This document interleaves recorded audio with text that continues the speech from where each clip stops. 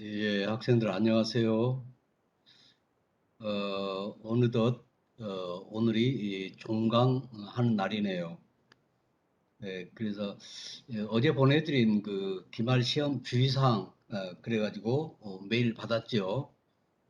그거 읽어보시고 뭐 이해가 안 되는 것이 있을까 뭐 생각되는데 지금 가장 중요한 거는 답안지를 작성해가지고 한 메일로 보내야 됩니다. 자가 촬영하는 것은 한 메일로 보내면 안 돼요. 용량이 크기 때문에 그거는 선생님 학교 구글 메일로 보내주세요. 그거를 인지하시고 또 답안지를 보낼 때 한글 파일이나 그 뭐 월드 파일인가요? 그거 두 개 중에서 보내고 나머지 파일 쓰는 학생들은 PDF로 바꿔서 보내주세요. 한글 파일이나 뭐 월드 파일인가요? 그건 그대로 선생님 컴퓨터가 읽힙니다. 근데 나머지 잘 안 쓰는 그런 특수한 파일은 선생님 컴퓨터가 열리지가 않아요, 답안지가. 그래서 그런 파일을 쓰는 학생은 PDF로 바꿔서 보내달라 그런 얘기고 또 하나는 어, 실제로 컴퓨터 앞에서 시험 볼 수가 없는 학생이 혹시 있을지도 모르겠어요. 그런 학생은 스마트폰을 켜고 시험을 보되 답안지를 촬영해서 답안지를 촬영해서 핸드폰으로 그냥 보내주세요. 선생님 핸드폰 번호가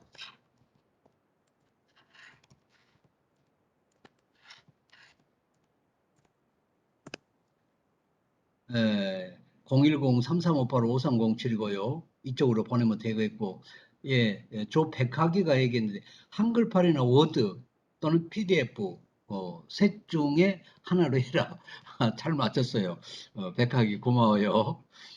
그렇게 하고,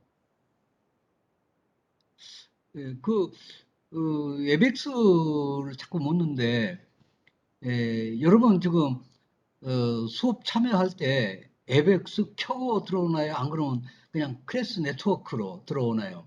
선생님은 그냥 크래스 네트워크로 들어와서 참여하는데 앱엑스 문제가 있는데 에, 나는 이제 앱엑스를 안 켜고 크래스 네트워크로 들어와서 그래 그래 서윤이가 크래스 네트워크로 들어온다고 그러네. 나도 그래요. 그러면 굳이 뭐 앱엑스를 뭐 킬 필요가 있나 싶기도 하고 내가 잘 몰라서 그러는데 어떻든 나는 웨백스를 그냥 놔두고 크레스 네트워크로 들어옵니다. 여러분도 똑같이 수업처럼 크레스 네트워크로 들어오면 시험 딱 시간이 되잖아요. 우리가 1, 2교시인가요? 수요일 12월 8일 9시 정각이 되면 시험 문제가 딱 보여요. 그리고 50분 지나면 사라지고 어, 아까 유재혁이가 말했는데 모니터와 책상만 나오면 되나요? 그랬는데 소위 이 자가 촬영하려는 거는 이제 컨닝을 방지하는 거죠. 그러니까 측면에다 핸드폰을 놓고 찍은데 뭐 애로사항이 있을 거예요. 그래서 어떻든 이 자판하고 손만 보여도 돼요. 선생님이 그걸 확인하니까 이 학생이 자판 계속 자판 위에 손이 있고 그러면 뭐 다른 일을 안 했다는 거죠. 뭐 컨닝의 의심을 받을 수 없다는 거죠. 안 봐도 된다는 얘기요. 그래서 중요한 것은 시험 답안지 작성에 신경을 써야지 너무나 자가 촬영에 너무 신경 쓰지 말라는 거예요. 그래서 측면에다가 핸드폰을 스마트폰 움직이지 않게 이렇게 해놓고 예, 시험 문제 답안 작성하는데 신경 쓰라는 거예요. 오케이. 그래요. 저 자판만 나오면 돼. 손하고 손. 답안지 작성하려면 자판에서 손을 사용하잖아요. 최소한 자판하고 손만 나오면 돼요. 너무 이거 신경 쓰지 마세요. 예, 나는 컨닝 안 한다. 그렇게 생각하면 뭐 걱정할 것도 말 것도 없어요. 그냥 이렇게 해요. 그리고 뭐 15분, 20분 만에 답안지를 다 작성하면 곧바로 나한테 예, 한 메일로 답안지를 보내세요. 그럼 내가 기다리고 있다. 아, 예, 최석희 답안지 도착. 김수진 답안지 도착. 이민석 답안지 도착했음. 그리고 여러분한테 곧바로 답장이 갈 거예요. 아, 나 10분 전에 냈는데 계속 답장이 안 온다. 그럼 다시 나한테 메일 줘요. 교수님, 나 누군데 왜 제 답안지 안 갔나요? 그럼 몇 분에 보냈습니다. 보낸 시간 몇 분에? 9시 25분에 보냈습니다. 그럼 내가 메일 들어가서 그 시간대를 보면 딱 나와요. 내가 잘못해서 빼먹었네. 그래, 김수진지 답안지 도착. 그러면 이제 나가라는 얘기예요. 맞아요. 승은이가 물었는데 일반 수업과 똑같이 수업 링크 치고 들어오세요. 그러면 그 시간이 딱 되면은 답안지가 보여요. 시간이 안 되면 아직 문제지가 안 보입니다.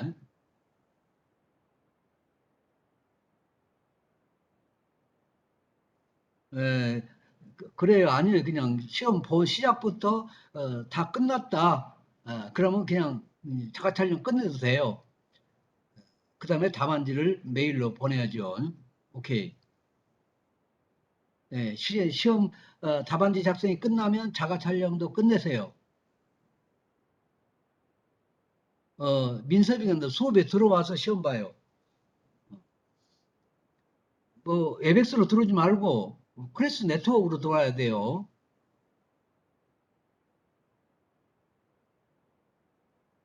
인식이 시험 답안지 작성 끝나면 자가 촬영 끝내세요. 어, 승은이가 일반 수업과 똑같이 들었냐? 똑같이 들어와요. 그래, 시간이 되면 수지나 시간이 되면 문제가 딱 보여요. 컴퓨터 자판에 올라와요.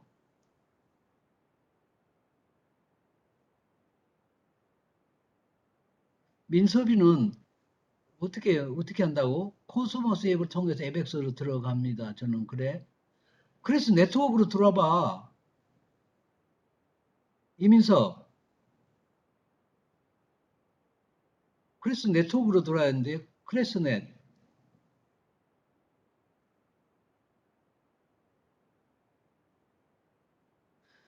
예, 시험 문제를 크레스넷에 올리니까, 크레스넷으로 올라와야 돼요. 들어와야 돼요. 내 생각으로 그러는데, 시험 문제를 크레스넷에 수업할 때가 똑같이 들어와야 거기가 이제 시험 문제가 거기에 뜬다니까. 다른데 에벡스로 들어가 있으면 시험 문제가 안 보여요. 그래서 혹여 시험 문제가 안 보이면 시간이 5분이 지났는데도 시험 문제가 안 보인다. 그러면 다시 크리스넷으로 들어오도록 해요. 지금은 외부에서 에벡스로 들어오기 때문에 에벡스를 안 씁니다. 교수님, 들어오면 외부 사람들이 들어올 수 없어요. 학생들 말고는. 그래서 저 교수님, 어, 예, 지금 시험 관련해서 여쭤볼 게 있는데, 어. 지금 다들 혼동해하고 있고, 저도 좀 혼동이 되는데, 지금 말씀하신 거를 들었을 때는, 이제 클래스룸 저희가 들어가면은, 교수님이 이제 거기에다가 문제지를 올려주시면 저희가 그걸 다운을 받고, 아니, 다운 안 저희가, 받아. 그럼 클래스룸에 거기, 거기 시험 시험지 문제 활성하는 있어. 시험 활성화는 제한 시간 내에 시험 활성화는 그 형태인가요? 기능이 있어가지고, 예, 예. 그러면 기능이 아주, 그럼 시험 뭐지 문제가 활성화되는 그 시스템 이용하셔서 그 클래스룸에 들어가서 저희 시험을 시작하면 그 제한 시간 내에 풀고 동시에 저희 그 핸드폰이나 그런 녹화 있는 카메라 같은 걸로 저희가 촬영을 해서 저희가 이제 제한 시간 시험 시간 내에 문제 다 풀고 제출하고 녹화본을 교수님한테 제출하면 된다 이 말씀이신가요? 맞아, 맞아. 네, 알겠습니다. 그러니까 클래스 수업 참여하는 것처럼 똑같이 클래스 네트로 들어오면 됩니다. 그 지금 다들 15주차, 15주차, 15주차로 들어오면 이제 시험 문제가 시간 되면 딱 보이게 돼 있어요. 활성화가 된다 그 말이죠. 오케이. 답안지는 한 메일 나한테 보내고 자가 촬영은 그날 밤 12시까지 학교 구글 메일로 보내고 두 가지로 구분을 해야 됩니다. 그 다음에 자 웬만하면 이제 수업을 해야 되는데 다른 질문 없지요? 어, 최역수가 답안은 워드 파일로 제출. 그래, 워드 파일로, 한글 파일로 보내. 워드 파일도 괜찮아, 열려요. 그 나머지 파일은 PDF로 바꿔서 보내라, 그 말이네요. 유지환, 맞아. 클래스룸으로 들어와서 15주차로 들어와요, 15주차. 수업에 들어오는 것처럼. 시간이 되면 시험 문제가 보인다.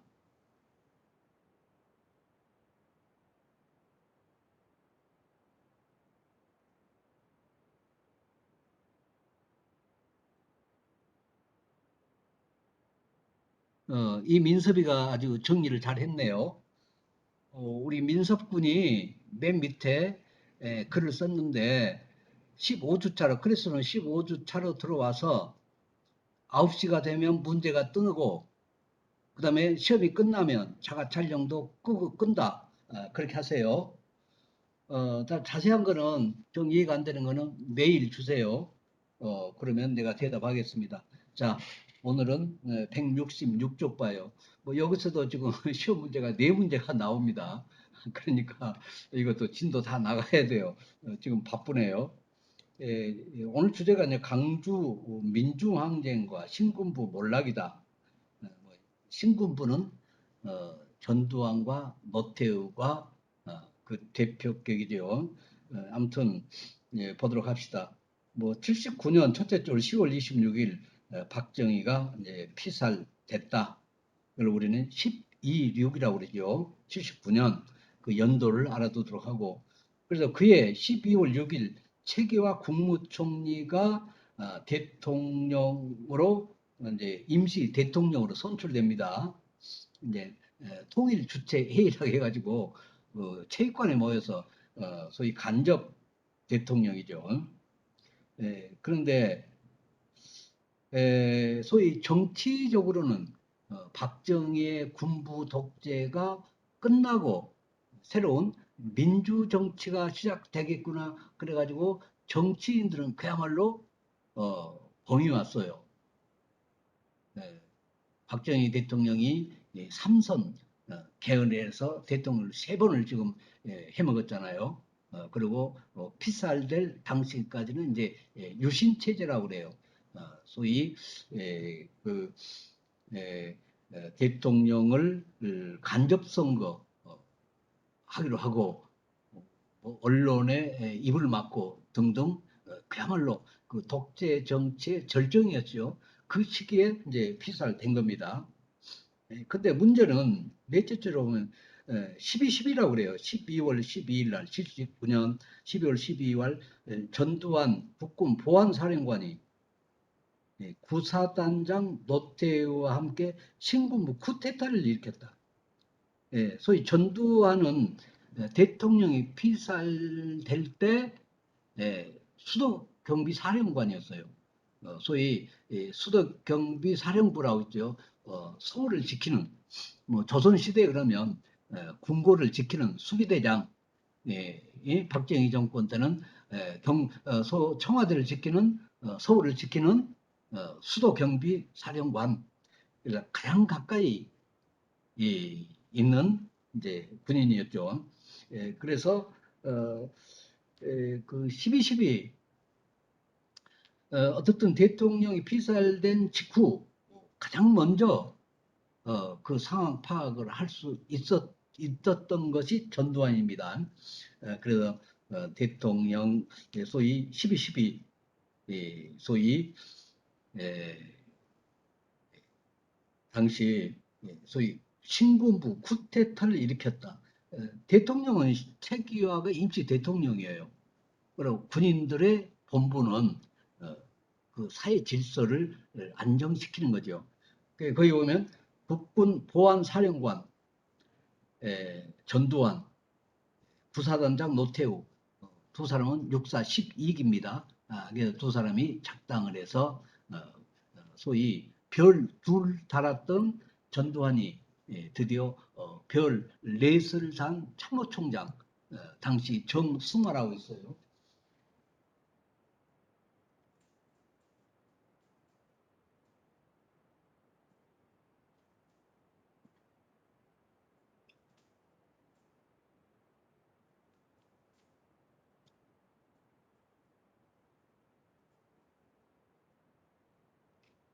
별넷 정승화 참모총장이 소위 그 남산 근처 그 당국대가 있는 그쪽 그 당국대 캠퍼스, 지금은 당국대 캠퍼스가 저기 판교에 있지만, 그 당시 79년도에는 소위 그 어, 장충 체육관을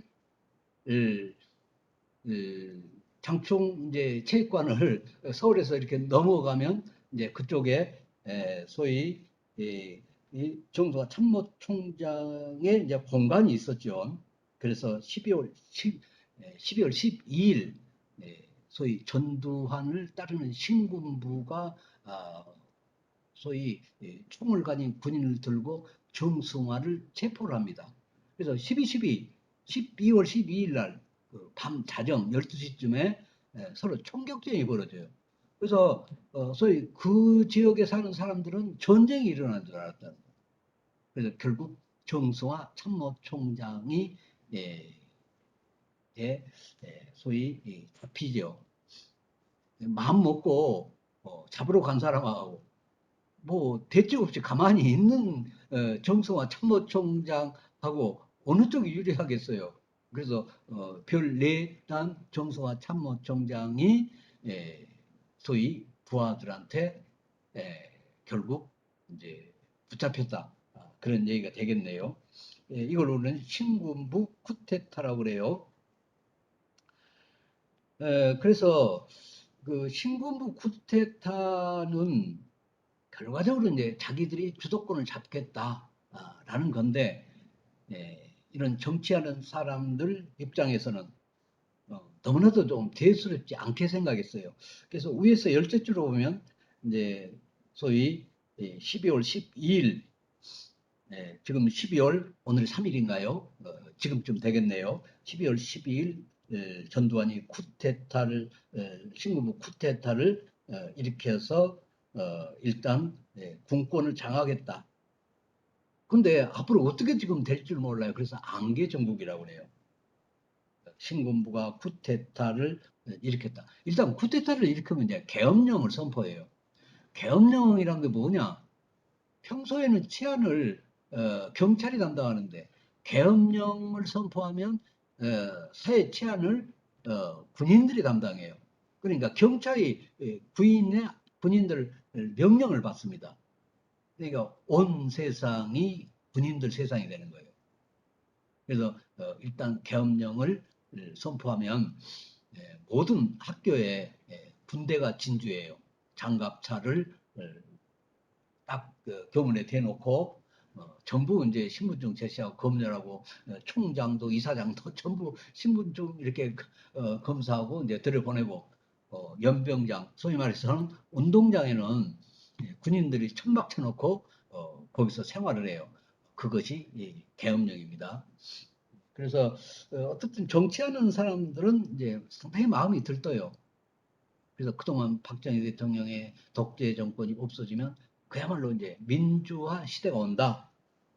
그래서 1980년 봄은 그야말로 민주화가 분출됐다. 민주화가 분출됐다는 것은 그동안 억압되었던 그 욕구와 불만이 터진다는 거지요. 주로 노동계에서 이런 문제가 많이 발생한다. 특히 4월 20일은 사법 탐방, 흔히 우리가 탐방은 막장이라고 그래요. 여러 일자리가 있는데 여기 넣어도 안 되고 저거 이리 없으면 넣어도 안 되고 마지막 가는 그런 것이 탐방이라고 그랬어요. 그 당시. 지금도 마찬가지죠. 탐방은 100m 안에 들어가서 그 석탄을 캐고 하는 그 여건이 아주 열악하잖아요. 그리고 아차 갱이 무너지면 그 목수 죽을 수가 있어요. 위험담이 큰 거죠. 그래서 인생 막장이라고 그러잖아요. 그래서 목숨 걸고 이렇게 석탄을 캐는데 도대체 월급이 너무 적다는 거죠. 그래서 그 불만이 가장 먼저 터져나온 게 탄광이다. 뭐 사목탄광은 그냥 강원도에 있잖아요. 그 다음에 뭐 공장, 일신제강, 동국제강, 동명목재, 뭐 지금은 한다는 뭐 중소기업, 대기업이지만 그 당시에는 그야말로 노동자들을 착취하는 그런 이제 공장이었다. 그래서 이제 노동쟁의가 물밀듯이 막 터져 나옵니다. 그게 1980년 봄이에요. 예, 그래서 소위 민주화가 분출했다. 그렇게 표현을 하네요. 에, 박정희 대통령이 독재를 할 때 거기에 거세게 저항한 그런 사람들을 민주화 세력이라고 그래요. 흔히 이제 김영삼, 김대중으로 대표가 되는 거죠. 또 함석헌 같은 또 제야 세력이 있어요. 그래서 박정희 대통령이 독재하도록 그대로 그냥 놔둔 게 아니고 끊임없이 저항하고 도전하고 데모하고 그런 사람을 우리는 민주화 세력 또는 제야 세력이라고 그런다. 예. 그렇게 제야 세력들이 철저히 믿었던 나라가 어디냐면 미국이에요. 그래서 전두환이가 군부 쿠데타를 일으켜 가지고 완전히 계엄령을 선포하고 저렇게 군인 세상을 만들었지만 그래도 미국이 한국의 민주화를 지지할 것이다. 군인들이 정치에 참여할 것이라고는 꿈에도 생각 안 했다. 뭐 그런 얘기죠. 그래서 결국 방심했다는 거죠. 1900, 맨 밑에 넷째 줄은 뭐 서울의 봄을 맞이해서 언더라인 쳐요. 그야말로 어, 서울의 봄을 맞이해서 1980년 봄이에요. 학내 민주화 운동도 터져 나왔다. 그래서 학생들은 순수하고 또그 판단이 정확하지요. 왜냐하면 이해관계를 떠나서 하기 때문에 그럼 학생들 판단이 순수해요. 그래서 학생들은 앞으로 절제 일정이 확실히 않다는 거예요. 에, 전두환 사령관이 계엄사령관이 저렇게 소위 자기 선배를 잡아다가 감옥에 놓고 자기가 이제 주도권을 잡고 그렇게 하는 걸 보면 뭔가 꼼수가 있다라는 거죠. 그래서 그걸 방지하기 위해서 우선 계엄령을 철폐해라. 유신 세력을 퇴진시켜라. 그래서 5월 15일 날 10만 명의 대학생들을 서울역에 모여서 계엄 해제를 요구했다. 선생님도 이때 4학년이었어요. 그래서 서울에 있는 모든 학생들이 건국대학 건국대학은 뚝섬에서 한양대 앞으로 나오고 소위 신촌에 있는 홍익대, 연세대, 서강대는 그냥 서대문으로 해서 곧바로 서울역으로. 저기 남쪽에서는 뭐 숭실대 그런 대학이 뭐 한강 인도교를 건너서 또 북쪽에서는 고려대, 뭐 동덕여대 뭐 이렇게 해서 사동 팔방 학생들이 전부 서울시청 서울역으로 모이는 거예요. 선생님은 그때 4학년 졸업반이고 교생 실습을 어, 나갈 직전이었는데 고민이 많았어요. 그래서 결론은 어, 살아남아서 글을 써서 증거로 남기자. 소위 비겁한 거죠. 자기 합리화예요. 선생님이 그때 복학생이었어요. 그래서 특히 역사 하는 뭐 서울 캠퍼스 홍익대학교 역사교육과 학생들이 대문을 주도했는데 선생님은 도서관에 갔다는 거죠. 그래서 생각해 보니까 그날이 5월 15일이 예, 교생 실습 나가려면 양복이 있어야 되고 양복을 가봉하는 날이에요.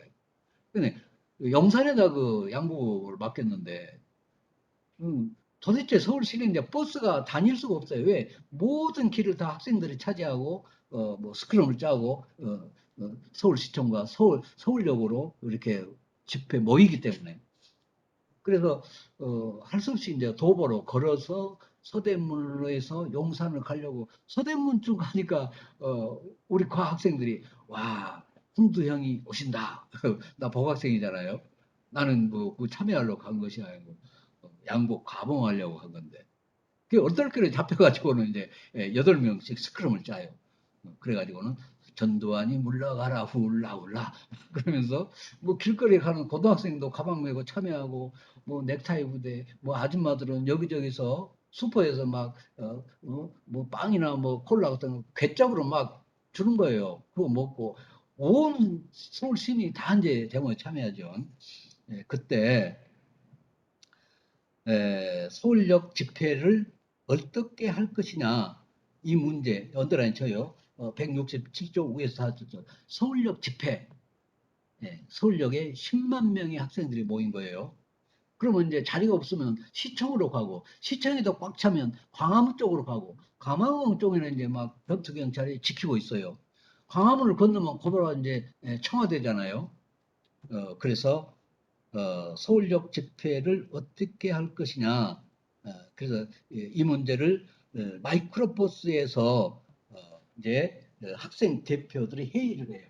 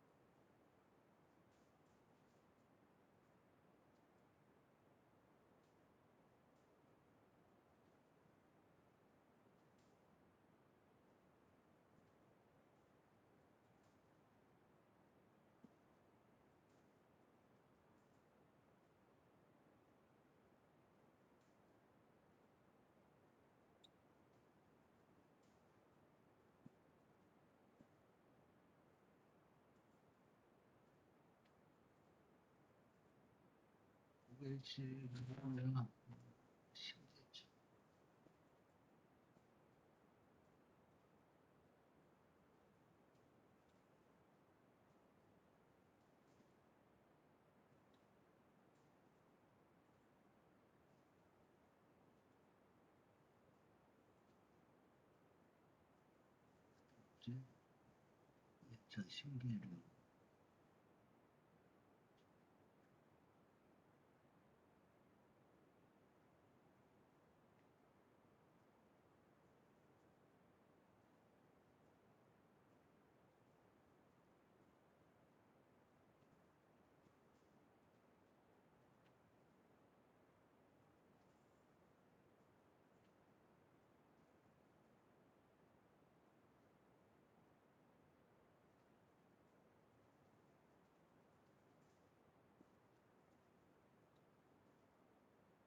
그래서 이때 서울대 학생회장 이제 심재철이하고 고려대 학생회장 신계준이하고 어, 서로 의견이 다르지요.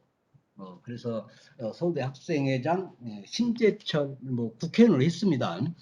이번에 국회의원은 떨어졌지만 주로 이제 김영삼 쪽 국회의원이에요. 김영삼이 이제 소위 뭐 한나라당하고 합했기 때문에 결국 나중에는 한나라당 국회의원인데 좀 그 소아마비예요. 절룩거리죠. 지팡이 짚고 다니는 심재철이란 전 국회의원이 있죠. 그래서 결국 심재철이가 우리가 계속 이렇게 하면 신군부한테 빌미를 제공한다. 그래서 철수를 해야 된다는 거죠. 그에 반해서 고려대학생 신계류는 아니다. 이것은 계속해야 된다. 그래서 심재철의 그 주장이 관철돼 가지고 소위 해산을 했어요. 그런데 소위 신군부가 어, 어, 5월 15일 서울역 집회를 빌미로 해서 5월 17일 비상계엄을 선포했다. 그렇게 나오죠. 언더라인셔요. 5월 17일 비상계엄을 확대 선포다. 이미 비상계엄을 선포했는데 이제 전국으로 확대한다.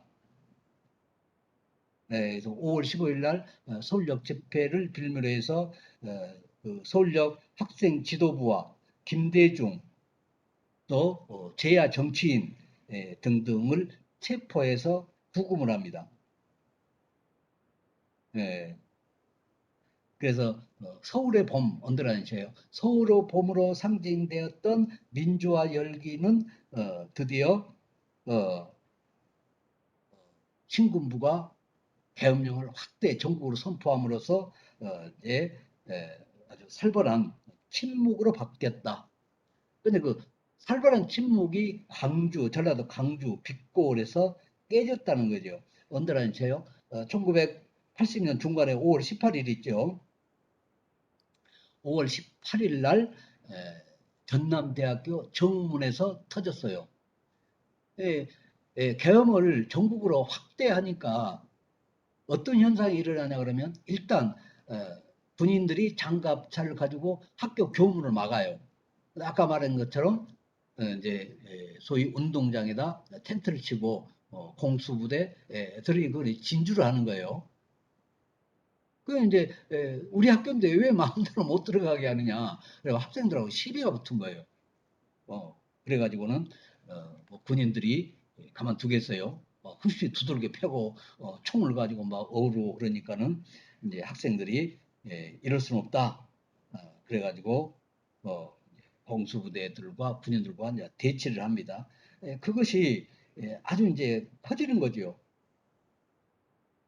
그래서 소위 공수부대원들을 강주 시내에 쫙 이제 소위 포진하죠. 그게 작전명이 뭐냐 그러면 신군부의 작전명령 화려한 휴가 언더라인셔요. 전남대학교에서 시작한 학생과 군인들의 충돌 그것이 강주 시내 전역으로 확대돼요. 이때 신군부의 작전명령이 화려한 휴가다. 그래가지고 닥치는 대로 학생들을 잡아들이고 두들겨 패라 그런 거죠. 언더라인 치라고 그랬어요. 그렇게 해서 그러면 이제 왜 강주에서 먼저 터졌나? 그럼 강주 사람들이 쌈딱인가? 그 문제예요. 그게 아니고 일제 시대 때부터 강주 전라도 지역은 그야말로 이제 소외된 지역이다. 거기다가 전라도의 우상인 김대중을 신군부가 감옥에 넣었어요. 소위 가장 전라도 사람들의 희망은 당시 김대중이죠. 김대중을 감옥에 넣자 소위 말해서 전라도 사람들이 전부 이제 폭발을 했다. 거기다가 학생들하고 군인들하고 대치하는데 그것이 시내로 확대됐다. 168쪽 보면 거기 나와요. 예, 소위 강주에서 가장 화려한 그런 거리가 충장로라고 그래요. 이제 차는 안 다닙니다. 차가 못 다녀요. 충장로가 있고 이제 금남로라는 게 있는데 선생님도 광주에서 고등학교를 다녀서 알아요. 소위 서울 명동과 같은 곳이 광주의 충장로예요. 그리고 바로 이제 그 현계천 넙다랑 그 찾길에 찾길 차가 다니는 그것이 이제 금남로고 그래서 여기에 보면 소위 충장로, 금남로 거리를 아주 군중들이 시민과 학생들이 가득 채웠다.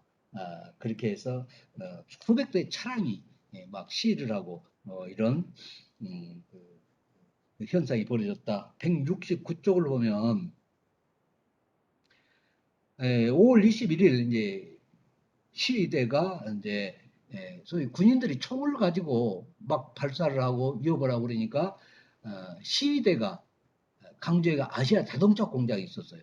그 아시아 자동차 공장에 들어가서 소위 그 완성된 차를 탈취합니다. 그래가지고 그 차와 특히 장갑차를 이제 끌고 나와가지고 금남로에서 공수부대가 대치했다. 그 왼쪽 사진이 그거예요. 소위 군인들이 무기를 가지고 소위 이렇게 린치를 하니까 거기에 대항하기 위해서 아시아 자동중에 장갑차를 끌고 나와서 군인들과 대치를 했다. 그래서 이게 엄청 이제 커져버린 거죠.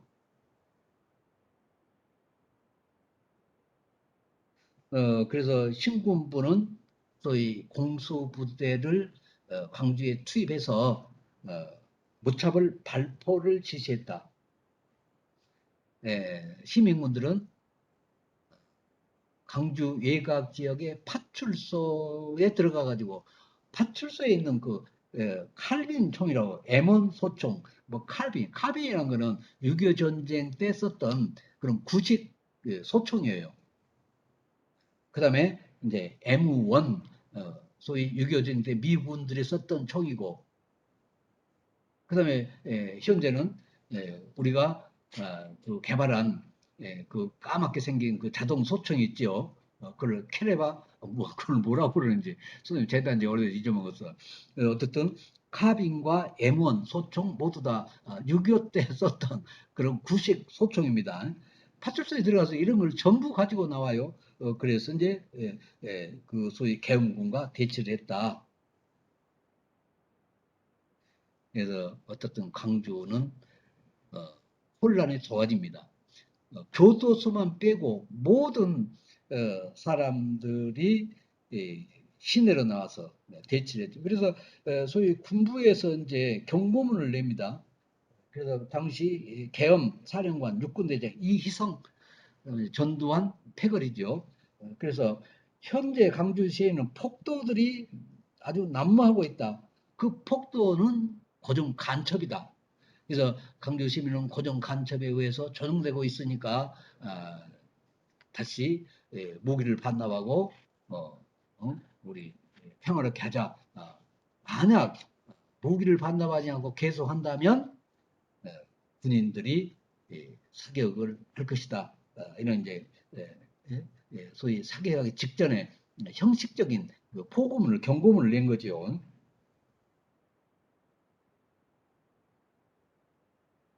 그래서 광주 시민들은 쉽게 말해서 처음에는 평화 시위를 했고 공수부대원들이 무기를 가지고 총을 쏘니까 거기에 살아남기 위해서 장갑차를 탈취해서 또 이제 파출소에서 옛날 카빈이나 M1 총을 이렇게 탈취해서 그 자기 방어 차원일 뿐이죠.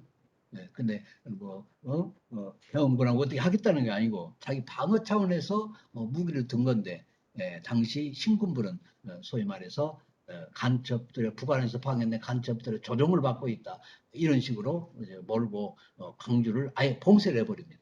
그래서 광주로 가는 모든 뭐 차편을 끊어버리고 소위 전화도 불통이에요. 그렇게 해서 광주의 사람들이 소위 말해서 어떤 일을 하고 있는지조차도 이제 예비에 알리지 않았다.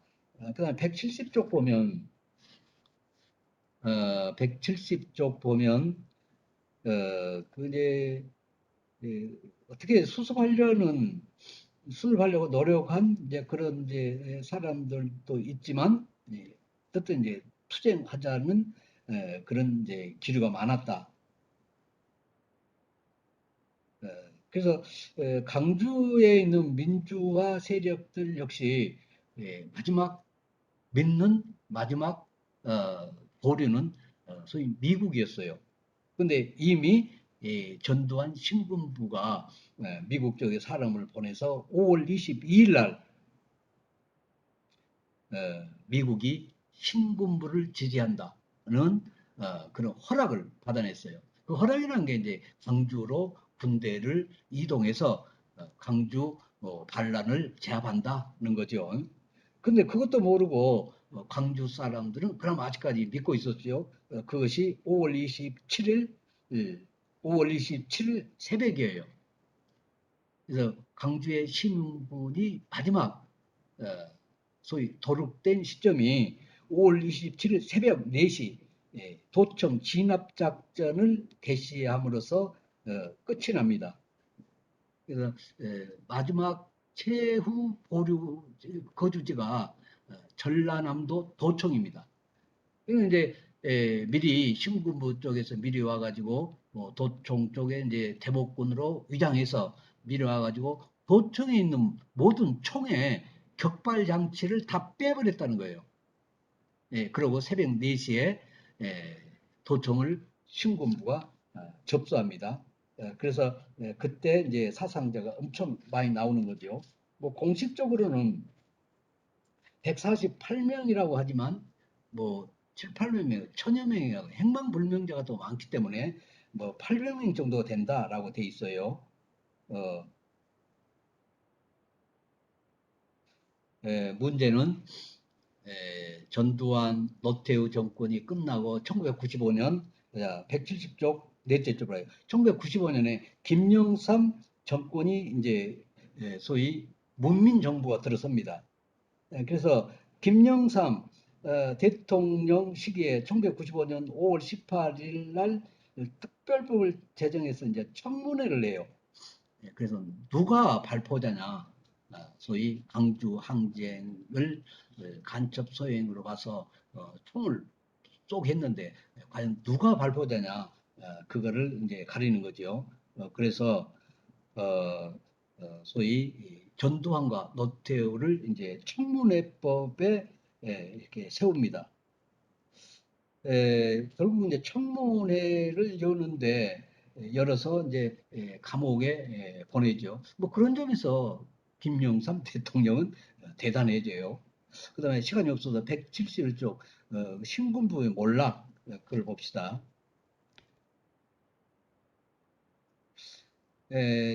1980년 신군부의 종말, 그래 1980년 5월 31일에 국가보위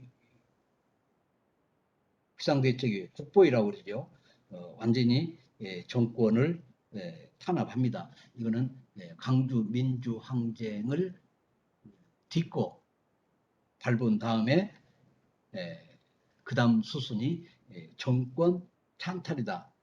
그래서 이제 새정화라는 그런 명목으로 정치인들을 전부 다 이제 감옥에 보내요. 특히 민주화의 앞장선 운동권 학생들을 지도교수, 교수들과 기자들을 다 강제로 해직시켜요. 소위 직위를 교수 자격을 박탈하는 거죠. 그다음에 순화교육이라는 이름으로 삼청교육대를 만들어요. 언더라인셔요. 삼청교육대. 그래가지고 자그마치 4만 명을 삼청교육대에 강제 교육시키죠. 여기 들어가면 정신적으로 육체적으로 완전히 이제 피폐해요. 소위 사람이길 거부하죠. 완전히 짐승처럼 다루고 자존심을 뭉개는 곳이 삼청교육대다. 뭐 집회도 이제 허가제로 하고 드디어 1980년 8월에 전두환이 최규하 대통령을 사퇴시키고 9월 1일 날 이제 장충체육관에서 간접선거로 대통령이 됩니다. 뭐 이제 헌법을 다시 고치는 거죠. 그래서 뭐 유신헌법 일부를 받아들이고 그리고 또 이제 당을 국회를 장악하기 위해서 당을 만들어요. 그것이 민정당입니다. 제5과국을 이제 출범시키지요. 어쨌든 나중에 새 헌법에 따라서 이제 간접 대통령이 돼요. 그게 1981년 2월입니다. 공화 또 민정당을 만들고 그래서 제5공화국을 출범시키는데 이때 각 5개 기업으로부터 현대, 삼성, 뭐 SK 그래서 각각 500억씩 그냥 강제로 각출을 해요. 그렇게 또 10대 기업원한테는 뭐 50억 뭐 이렇게 해서 모은 돈이 뭐 2,500억이 넘죠. 그래서 전두환 노태우한테 추징금이라는 게 2,200억 정도 되잖아요. 추징금 그거 가지고 대기업한테 빼앗아간 그런 돈을 토해내라 그런 얘기죠. 근데 대기업 특히 SK 같은 그런 기업이 혜택을 봤어요. SK는 성경이라는 조그만 그런 조그만 기업이었는데 노태우 시절 합병을 시켜요. 작은 회사에 큰 회사를 합병을 시켜서 SK로 만드는 거죠. 그리고 자기 이제 사위로 삼고 그렇잖아요. 노태우가. 그래서 실제로 노태우가 전두환이 죽을 때 각 대기업의 사장들이 화환을 보내고 막 이런 거는 결국 오늘날 대기업으로 만들어준 것이 소위 말해서 당시 그 대기업 회장들이라는 거예요. 이런 이제 아이러니가 있습니다. 그렇고 어떻든 뭐 전부 민주화 세력들을 감옥에 보내고 학생들을 또 전부 다 강제로 군대를 보내고 군대를 보내가지고는 군대에서 또 다 어떻게 그냥 위장해서 죽여요. 그래서 뭐 총기 사고가 있었다 이런 식으로 해서 그래서 뭐 한 200명 정도를 골수 운동권 학생을 강제로 군대에 보냈는데 거기서 살아남은 학생들이 절반도 안 돼요. 이렇게 수없이 저항한 학생들을 죽였다. 그렇게 하고 172쪽 위에서 열째 줄로 보면 노태우 정권이 김영삼, 김종필과 합당을 합니다. 그래서 결국 이제 김영삼이 노태우 다음에 대통령을 하죠. 그래서 이제 오늘날 한나라 개통으로 갑니다. 네. 그러고 나서는 이제 김대중이 또 김종필과 합당을 해가지고 김대중이 중간에 보면 에, 김영삼 다음으로 대통령을 하고 그야말로 이제 국민의 정부가 탄생합니다. 에, 어쨌든 맨 밑에 보면 노태우와 김영삼, 김종필 이거 양 김씨라고 그래요. 그렇게 해서 어떻게 독재 정부하고 민주화 정부하고 합당을 하느냐 그렇게 말이 많았지만 어떻든 김영삼은 차후 대통령이 돼가지고 전두환을 노태우 두 사람을 다 감옥에 보내는 그런 큰 일을 했죠. 그리고 오른쪽에 보면 소위 그 노태우하고 김영삼, 김종필이 세 사람이 합당을 해서 소위 이제 당을 만드는 그런 이제 기자회견을 하는 게 나오는데 몇 달 전에 죽은 노태우는 역사적으로 보면 북방 정책에 온 힘을 기울였어요. 그래서 소위 말해서 소련하고 또는 동구권 공산국 또는 중국하고 소위 국교를 맺고 올림픽을 소위 치르고 그래서 우리나라 국위를 선양했다. 그래서 소위 국립묘지에는 안장을 하지 않았지만 그나마 노태우는 뭐 국가장인가 뭔가 이렇게 하도록 허락을 했고 전두환은 그야말로 이제 우리가 볼품없이 초라하게 뭐 그런 가장 볼품없는 늙은이로 이렇게 빼빼 말라서 죽어가는 걸 봤잖아요. 그래서 노태우에 비해서는 뭐 국가장 자체를 허락하지 않고 일반 개인이 죽은 것으로 그냥 치부를 했잖아요. 그래서 지금 그 유고를 그 연희동 집안에 갖다 놨다는 거예요. 그래서 독재자의 말로가 참 비참하다라는 것을 우리가 알 수 있고 소위 내가 잘못했다라는 그런 사죄의 말을 하면 좋을 텐데 끝까지 자기는 발포 명령을 하지 않았다. 당시 지금도 그때 강조 사람들은 고정간첩한테 속아서 그런 거다. 그렇고 똑같은 앵무새처럼 그런 얘기하고 그 추종자들이 또 가관이에요. 그래서 5.18에 대해서는 일체 사과할 것이 없다. 그런 걸 보면 신군부가 몰락하면서 노태우 전두환이 죽음으로써 실제로 5.18은 끝났다라고 볼 수도 있는데 현재 그 추종자들이 살아있고 그렇죠. 그래서 대통령 후보들은 강주에 내려가서 복수를 다짐하고 하는데 우리가 복수하는 것보다는 이제는 포용을 하고 이런 시대가 절대 와서는 안 된다라는 쪽으로 이제 헌법에 강주 항쟁을 집어넣고 뭐 그렇게 하는 것이 오히려 대승적이지 않나 그런 생각을 하네요. 그래서 시간이 다 됐습니다만은 이때 전두환 노태우를 법정을 세울 때 이제 청문회라는 걸 했어요. 그때 유명해진 사람이 노무현하고 이인재예요.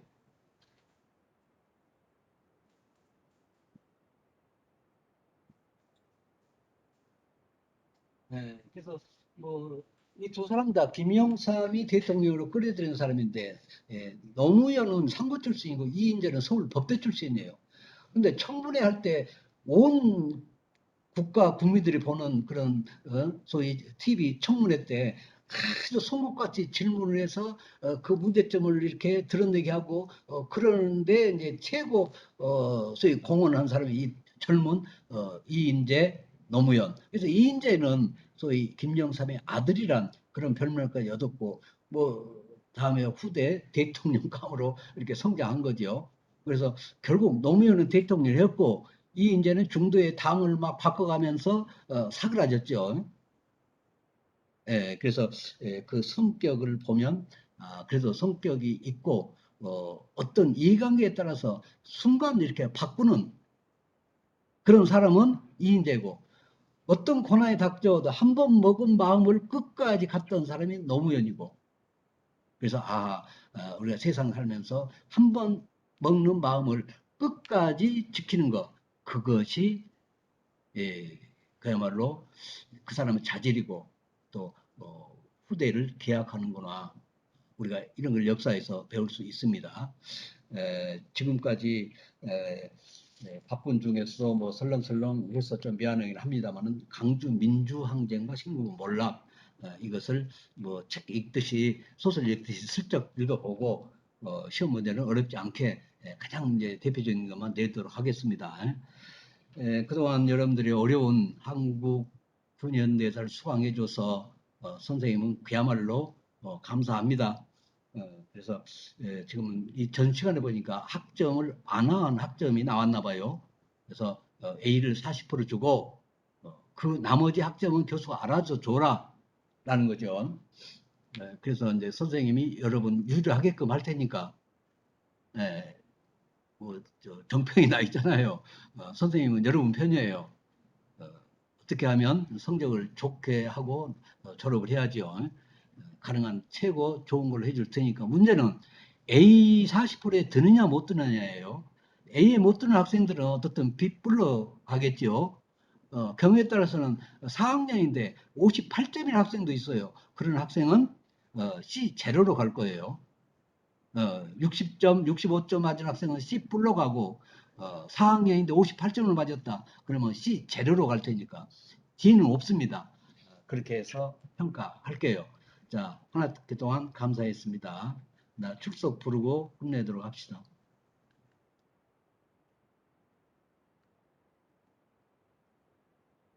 김현석, 유재원, 문흥진, 박세연, 교수님 문흥진이십니다. 웅진이 출석, 박세연 있습니다. 박세연 출석, 김경희, 최재민, 이승환, 박형근, 이강민, 박세빈, 권호정, 세빈 있습니다. 박세빈 출석, 권호정 있습니다. 권호정 출석, 신희주, 하연주, 하연주 있습니다. 누구? 하연주 있습니다. 하연주 출석, 강소윤, 김진, 석윤주, 전현수, 박태린, 이은지 한 번만 다시 할게요. 김현석, 유재원, 김경희, 최재민, 이승환, 박형근, 이강민, 허두영, 신희주, 교수님 허두영 있습니다. 허두영 출석, 강소윤, 김진, 석윤주, 전현수, 박태린, 이은지, 이상 수업 마치겠습니다. 자, 고생했어요. 교수님, 어, 저 임승진의 질문 하나 드려도 되겠습니까? 질문해.